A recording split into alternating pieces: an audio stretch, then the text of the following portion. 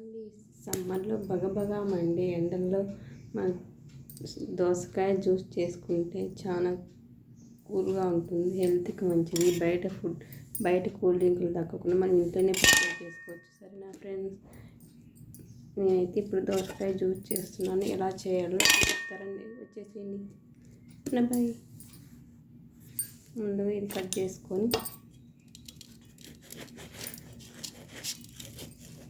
ఇలా కట్ చేసుకోవాలి.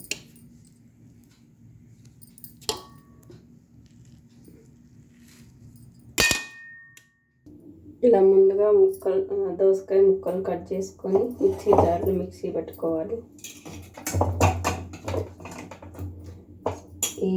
ఇవి ఎండలకి ఇట్లా జ్యూస్ ఇంట్లో చేసుకొని తాగితే హెల్త్కి మంచిది. సరేనా ఫ్రెండ్స్,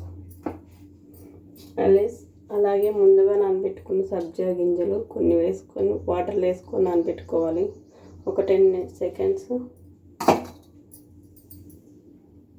అలాగే చల్లార్చుకొని పాలు 1 కప్పు, మనకి ఎంత షుగరు, చక్కెర,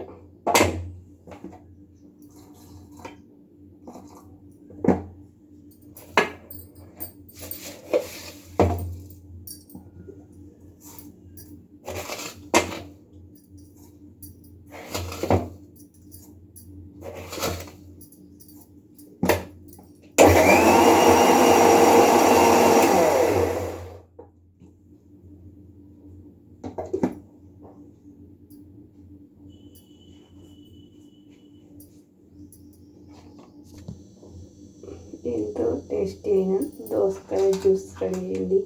దీంట్లోకి ఐస్ క్యూబ్స్ వేస్తున్నా. సబ్జా గింజలు ముందునే నానబెట్టుకున్నట్టు